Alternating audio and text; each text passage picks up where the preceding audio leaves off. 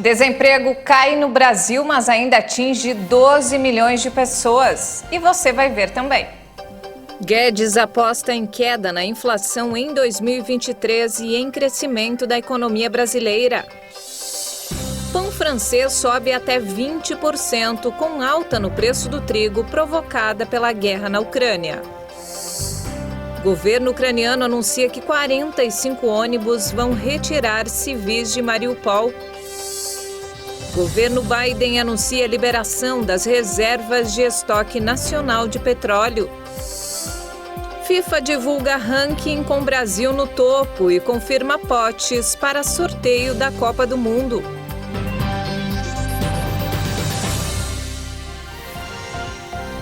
Olá, boa noite. São 18 horas e 31 minutos pelo horário de Brasília e você acompanha agora as principais notícias do Brasil e do mundo. Nós abrimos essa edição com uma boa notícia na área econômica. O desemprego caiu a 11,2% no trimestre até fevereiro. Essa é a menor taxa para o período desde 2016. Representa a variação de 0,4 ponto percentual na comparação com o trimestre anterior. Na comparação com o último trimestre, o número de pessoas em busca de trabalho caiu 3,1%. Mas o Brasil conta com 12 milhões de desempregados. O IBGE observa que, apesar do resultado continuar mostrando tendência de queda verificada nos últimos trimestres, a diferença é que nesse trimestre não se observou um crescimento significativo da população ocupada. Estimado em 95,2 milhões de pessoas, o contingente de ocupados ficou estável frente ao trimestre anterior, o que, segundo especialistas, pode estar retomando um padrão anterior à pandemia de Covid-19, já que nos trimestres anteriores era verificada a retração dessa população. Dados do IBGE indicam que uma das únicas categorias em expansão foram os empregados no setor privado com carteira de trabalho assinada, que avançaram em 1,1% frente ao trimestre anterior, ou uma adição de 371 mil pessoas. Já no contingente de trabalhadores por conta própria, houve declínio de 1,9% na comparação com o trimestre encerrado em novembro, uma queda de 488 mil pessoas. A quantidade de profissionais informais caiu de 38,6 para 38,3 milhões, de um trimestre móvel para o outro, com a taxa de informalidade indo de 40,6% a 40,2% no período. Os informais abrangem trabalhadores sem carteira assinada, o empregador e trabalhador por conta própria sem CNPJ e o trabalhador familiar auxiliar. O rendimento médio do trabalhador ficou estável em R$ 2.511, menor nível já registrado em um trimestre encerrado em fevereiro, desde o início da série histórica da pesquisa, em 2012. O Instituto Brasileiro de Geografia e Estatística, o IBGE, divulgou nesta quinta-feira que a mão de obra desperdiçada no Brasil ficou em 27,3 milhões de pessoas. Esse contingente compreende desempregados, pessoas que trabalham menos horas do que gostariam e os trabalhadores que não buscam emprego, mas gostariam de trabalhar. O país tinha 27 milhões e 300 mil trabalhadores subutilizados no trimestre encerrado em fevereiro de 2022, segundo a Pesquisa Nacional por Amostra de Domicílios, PNAD Contínua. Os dados divulgados nesta quinta-feira pelo Instituto Brasileiro de Geografia e Estatística, IBGE, mostram que houve queda de 6,3%, menos 1.800.000 subutilizados frente ao trimestre imóvel anterior e retração de 17,8%, menos 5.900.000 pessoas em relação ao igual trimestre do ano passado. O contingente de trabalhadores subutilizados, também chamada de mão de obra desperdiçada, compreende desempregados, pessoas que trabalham menos horas do que gostariam e os trabalhadores que não buscam emprego, mas gostariam de trabalhar. O indicador é um bom termômetro do mercado de trabalho, por englobar a subocupação e a desistência da procura. Esse grupo correspondia a 23,5% da força de trabalho ampliada do país, que soma a força de trabalho com a força de trabalho potencial, a chamada taxa de subutilização no trimestre encerrado em fevereiro. O indicador era de 25% no trimestre encerrado em novembro de 2021 e de 29,2% em igual período de 2021. E o número de empregados com carteira de trabalho no trimestre somou 34.600.000 pessoas. Já os trabalhadores sem carteira assinada somaram 12.300.000 pessoas. E os trabalhadores por conta própria diminuíram 1,9% na comparação com o trimestre anterior, mas ainda somou quase 25,5 milhões de pessoas.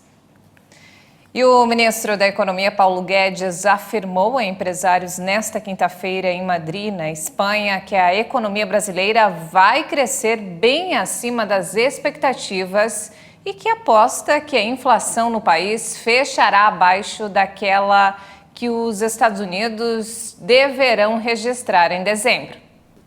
O ministro da Economia não cravou uma cifra de alta do Produto Interno Bruto para 2022, mas argumentou que estimativas variadas mencionavam queda de 9% em 2020 e o resultado foi contração de 3,8%. Citou também o ano de 2021, quando muitos não esperavam a expansão da atividade e o resultado foi de alta de 4,7%. Guedes declarou novamente que o Brasil vai superar as expectativas. Com relação à inflação, ele destacou as ações desenvolvidas pelo Banco Central para tentar retrair a alta, entre elas o aumento em sequência da taxa básica de juros, a Selic, e afirmou que o índice será menor do que nos Estados Unidos.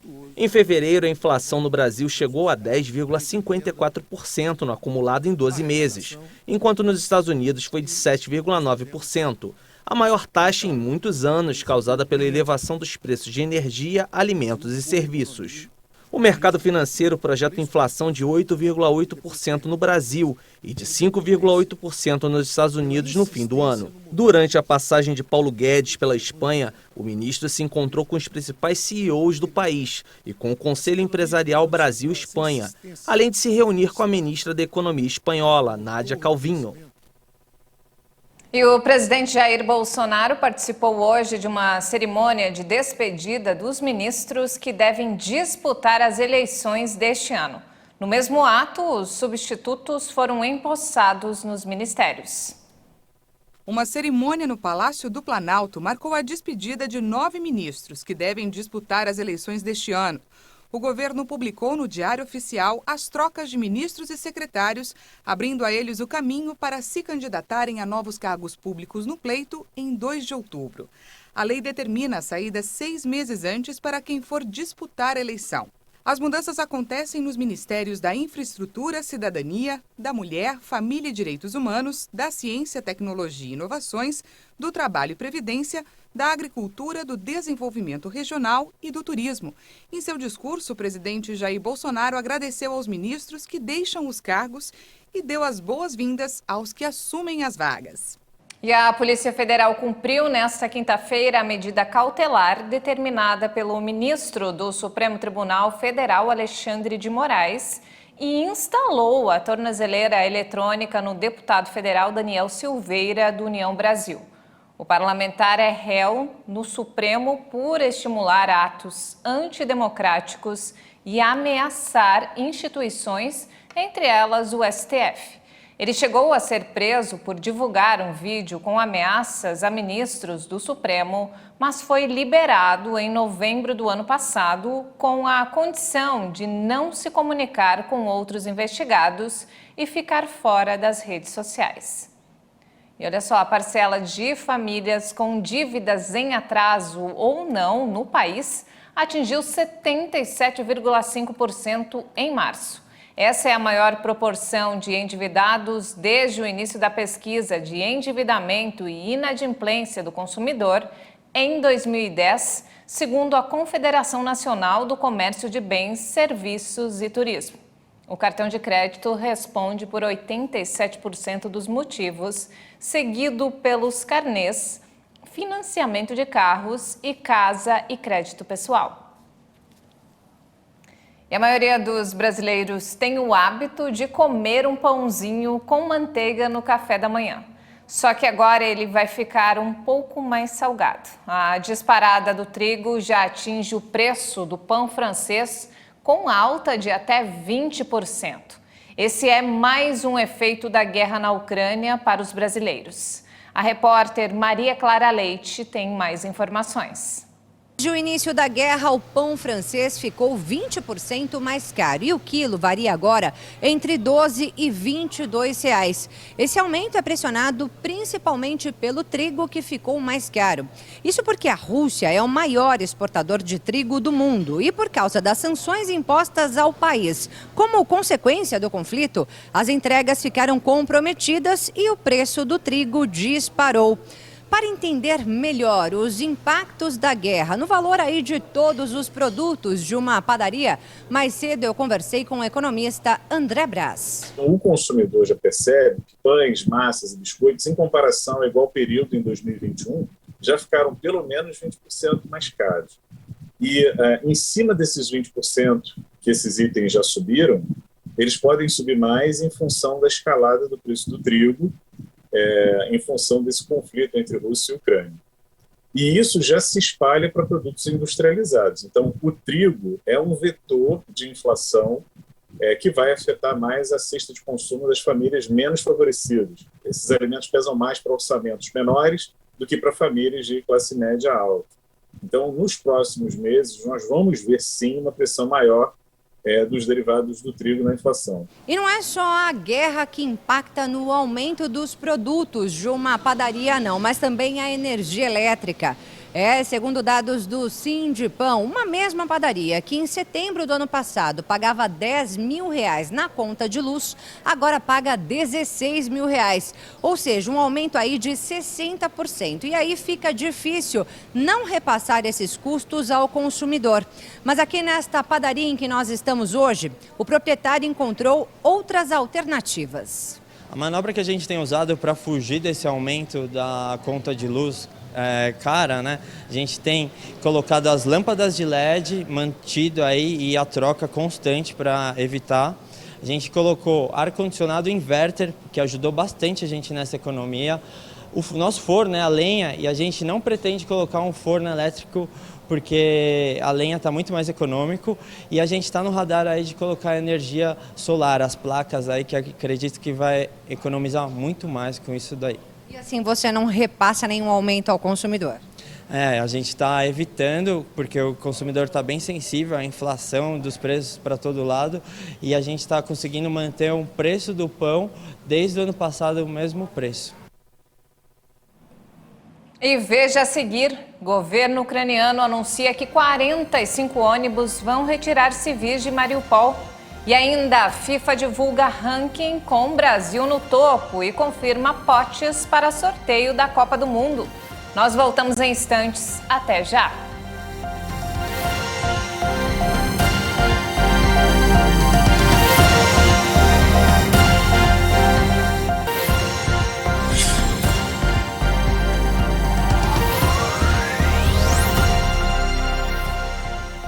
Nós estamos de volta, 18 horas e 46 minutos. E depois de 5 semanas de guerra, a Rússia anunciou um cessar-fogo para Mariupol, a cidade ucraniana mais devastada. Lá não há água, comida nem eletricidade. Organizações humanitárias já descreveram a situação na região como desesperadora. A vice-primeira-ministra da Ucrânia afirmou que 45 ônibus estão prontos para levar ajuda humanitária e retirar moradores. 17 partiram hoje de manhã de Zaporizhia rumo a Mariupol. O corredor humanitário foi aberto às 10 horas da manhã no horário local. Os russos dizem que combinaram a retirada diretamente com o Alto Comissariado da ONU para os Direitos Humanos e com a Cruz Vermelha Internacional. Quase todas as tentativas anteriores de retirar civis de Mariupol fracassaram em meio a acusações de má-fé entre russos e ucranianos. 160 mil moradores ainda permanecem sitiados no local. Os russos controlam praticamente toda a cidade devastada.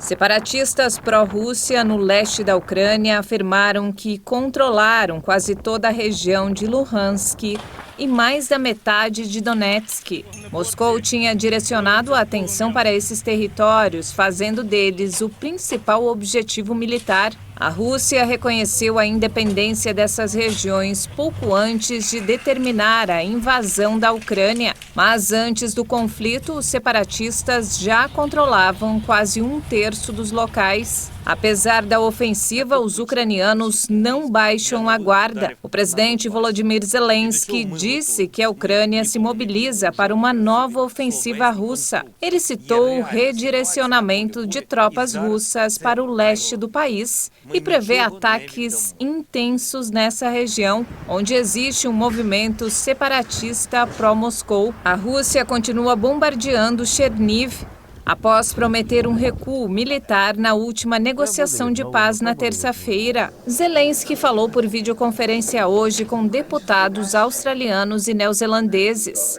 Voltou a pedir mais armas e mais sanções, entre elas o boicote à energia russa. O líder ucraniano fez um pedido especial à Holanda, que adote uma cidade ucraniana para reconstruir no pós-guerra. E a brasileira Silvana Pilipenko, que estava desaparecida na Ucrânia há quase um mês, depois de passar 26 dias sem conseguir contato com a família, hoje ela postou um vídeo nas redes sociais para agradecer. A paraibana é moradora de Mariupol, a cidade mais destruída pela guerra. Acompanhe o relato. Bom dia a todos aí no Brasil. Por causa do carinho de vocês e da preocupação, eu me senti no dever, na responsabilidade de dizer para vocês que nós estamos bem, tá? Nós saímos do território ucraniano fazem 2 dias, estamos na Crimeia, em um pequeno vilarejo.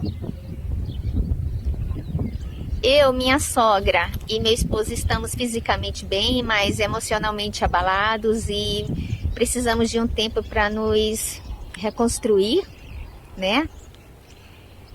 Foram dias difíceis, muito difíceis, mas eu agradeço por cada oração de vocês, pelo empenho de vocês, porque eu tenho certeza que as orações foram parte fundamental para que a nossa saída de lá tivesse êxito.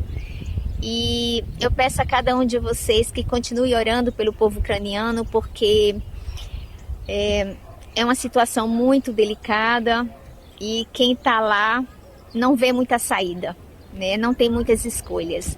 Então continue orando por aquele povo para que ele continue sendo forte, continue resistindo e continue sobrevivendo a essa guerra.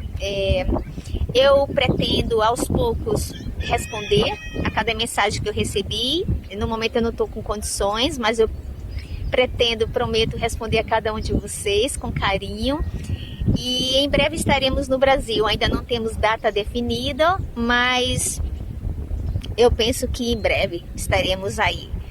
Então, um abraço a todos vocês e meu sincero agradecimento. Não há palavras, de fato, para expressar a minha gratidão a cada um de vocês. Um beijo grande e tchau, tchau. Graças a Deus que acabou tudo bem, né? E ainda falando sobre o assunto, a Casa Branca lançou um plano para liberar por dia 1 milhão de barris de petróleo da Reserva Estratégica Americana. Essa vai ser a maior liberação de reservas de petróleo da história. O presidente dos Estados Unidos, Joe Biden, vai anunciar nesta quinta-feira a liberação de 1 milhão de barris de petróleo por dia de suas reservas estratégicas por 6 meses. Esta é uma tentativa de reduzir o preço do combustível. Em um comunicado, a Casa Branca detalhou que esta é a maior liberação de reservas da história. A nota acrescenta que nunca no mundo reservas foram despejadas a uma taxa de 1 milhão de barris por dia por tanto tempo. A medida vai fornecer um valor histórico para servir de ponte até o final do ano, quando a produção doméstica aumenta. A liberação vai despejar uma quantidade significativa no mercado global de petróleo superaquecido, que provocou ondas inflacionárias. O aumento do preço do petróleo foi um problema que surgiu na pandemia de Covid-19 e foi agravado pela guerra na Ucrânia. Lutando contra dados ruins nas pesquisas e com eleições legislativas em que a oposição desponta como favorita para retomar o controle do Congresso, a Casa Branca tenta mostrar que Biden tem solução para esta questão. O dólar recuou nesta quinta-feira e fechou o mês e o trimestre com forte queda ante o real. A moeda norte-americana caiu 0,57% e foi cotada a R$ 4,75 na venda. E em alta no ano da Copa do Mundo, o Brasil superou a Bélgica e assumiu a liderança do ranking mundial da FIFA de futebol masculino. A seleção conhecerá seus adversários na fase de grupos do Mundial nesta sexta-feira. A seleção belga de Kevin De Bruyne e Romelu Lukaku liderava a classificação desde 2018, ano em que eliminou o Brasil nas quartas de final da Copa da Rússia. A França, atual campeã do mundo, é a terceira colocada, à frente de Argentina, Inglaterra e Itália, que é a atual campeã europeia, mas não se classificou para a maior competição do esporte ao perder para a Macedônia do Norte na repescagem das eliminatórias. O ranking da FIFA foi atualizado para a distribuição das equipes nos potes do sorteio mundial. Além do Catar, que é o país sede, os cabeças de chave da Copa vão ser Brasil, Bélgica, França, Inglaterra, Espanha e Portugal.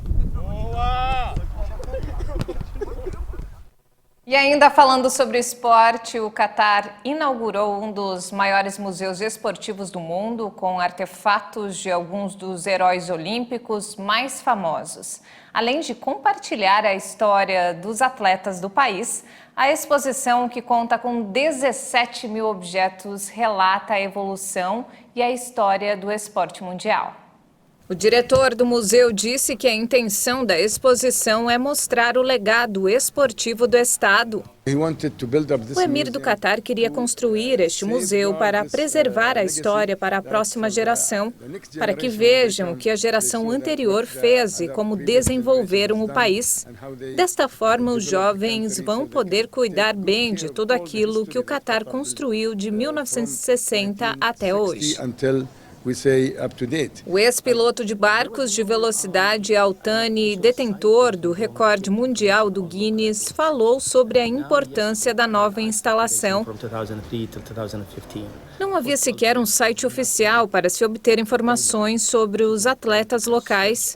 Competi de 2003 a 2015 e por 12 anos não havia nada disponível que você pudesse pesquisar e obter informações, além do Google. Agora, a poucos passos de casa, você pode entrar e visitar. Dos 17 mil objetos expostos, a maior parte do acervo é permanente. O Museu Olímpico tem 19 mil metros quadrados e está ao lado de um dos estádios que será usado na Copa do Mundo este ano. E não temos mais tempo, essa edição fica por aqui. Mais informações durante a nossa programação. E se quiser rever as nossas reportagens, acesse o canal HIT Notícias no YouTube. Obrigada pela companhia e uma ótima noite para você.